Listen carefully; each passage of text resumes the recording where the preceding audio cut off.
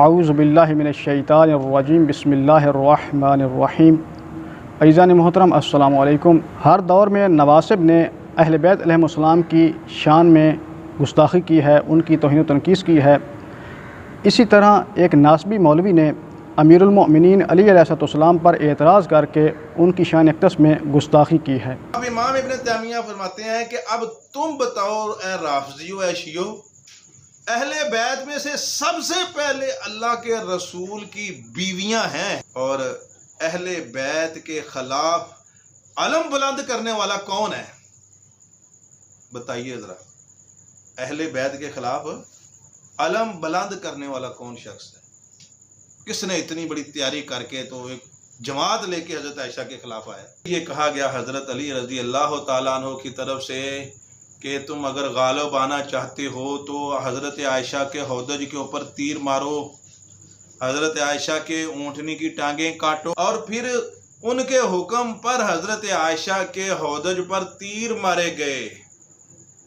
کیا یہ اہل بیت کی گستاخی نہیں ہے؟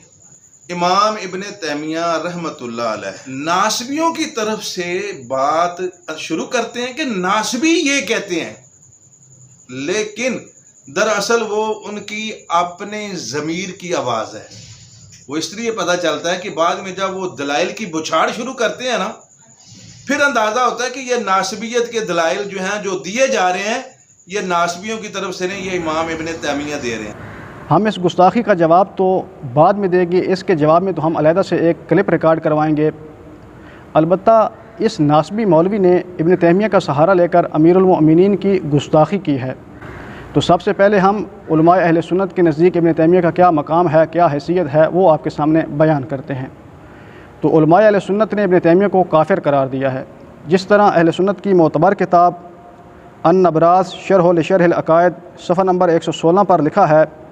کہ شام کے علماء و فقہا کہ جن کا سردار قاضی زین الدین مالکی تھا، انہوں نے ابن تیمیہ پر کفر کا فتویٰ لگا کر اسے قید خانے میں ڈالنے کا حکم دیا،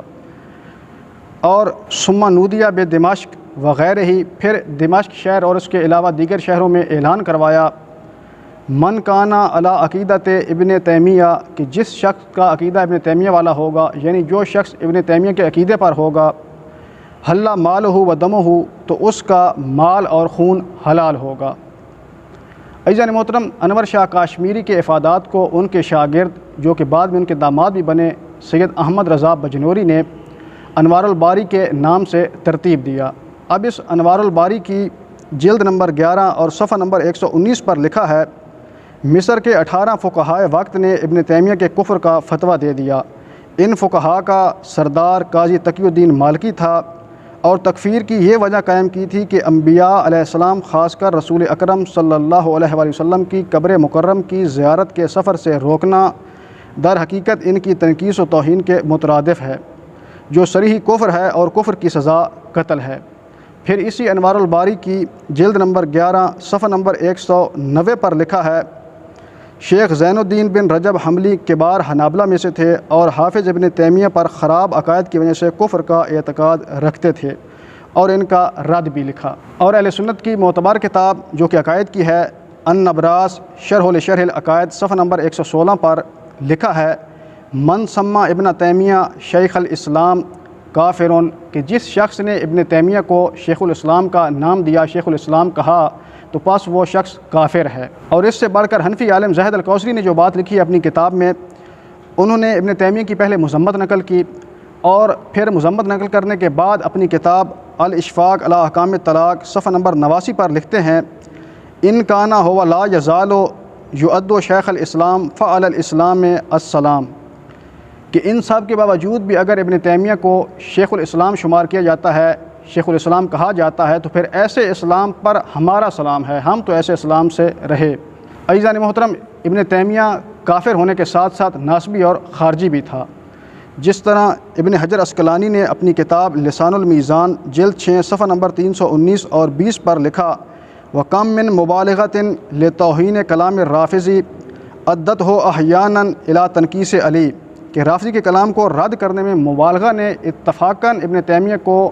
علی علیہ السلام کی توہین و تنقیص تک پہنچا دیا ہے۔ عزیزان محترم، ابن تیمیہ نے حدیث رد الشمس کا انکار کیا ہے، اور جی ٹی وی کے ایک پروگرام میں مفتی خلیل الرحمان نے بھی حدیث رد الشمس کی صحت کا انکار کیا ہے۔ محدثین کا جو طریقہ کار ہے، کسی بھی محدث نے اس طرح کی روایت کو صحیح نہیں کہا، سب ضعیف ترین روایت۔ کس طرح آج تک سورج کسی شخص کے لیے واپس نہیں آیا۔ میں سمجھتا ہوں اس کائنات میں، اس آخری امت کے اندر اگر کوئی مستحق تھا جس کے لیے سورج واپس لوٹتا تو وہ صرف آمنہ کا لال تھا، جناب محمد رسول اللہ علیہ وسلم۔ جب اس کے لیے بھی نہیں لوٹا تو پھر دنیا میں آپ سے بڑا کوئی نہیں ہے۔ عزیزان محترم، حدیث رد الشمس کتب اہل سنت میں صحیح سند کے ساتھ موجود ہے، اور امام طحاوی نے بھی اسے صحیح قرار دیا، جس کی وجہ سے ابن تیمیہ نے امام طحاوی پر نقد کیا۔ اب ابن تیمیہ نے نقد کیوں کیا؟ تو اس کی وجہ حنفی عالم زاہد الکوثری اپنی کتاب الحاوی فی سیرت امام ابی جعفر طحاوی کے صفحہ نمبر 26 پر لکھتے ہیں، وَتَبْدُو عَلَىٰ كَلَامِهِ آثَارُ بُغْضِهِ لِعَلِيٍّ فِي كُلِّ خُطْوَةٍ مِّن خُطْوَاتِ تَحْدِثُهُ عَنْهُ، کہ جہاں پر بھی ابن تیمیہ نے امیر المؤمنین مولا علی علیہ السلام کے متعلق بات کی ہے تو اس کے کلام سے وہاں پر بغض کے آثار ظاہر ہوتے ہیں، یعنی ابن تیمیہ کے اندر بغض اہل بیت تھا، بغض علی تھا، اس وجہ سے اس نے حدیث رد الشمس کا انکار کیا، اس کی صحت کا انکار کیا ہے۔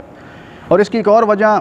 انوار الباری جلد 6 صفحہ نمبر 221 پر لکھی ہے کہ ابن تیمیہ کا نقطہ نظر خارجی رجحانات کا اثر پذیر ہے۔ عزیزان محترم، کیونکہ ابن تیمیہ ناسبی اور خارجی تھا، اس وجہ سے اس نے حدیث رد الشمس کی صحت کا انکار کیا ہے۔ بس ثابت ہوا کہ جو شخص بھی حدیث رد الشمس کا انکار کرے گا کہ یعنی مولا امیر المؤمنین علی علیہ السلام کے لیے سورج نہیں پلٹا تھا، تو پس وہ ناسبی اور خارجی ہے۔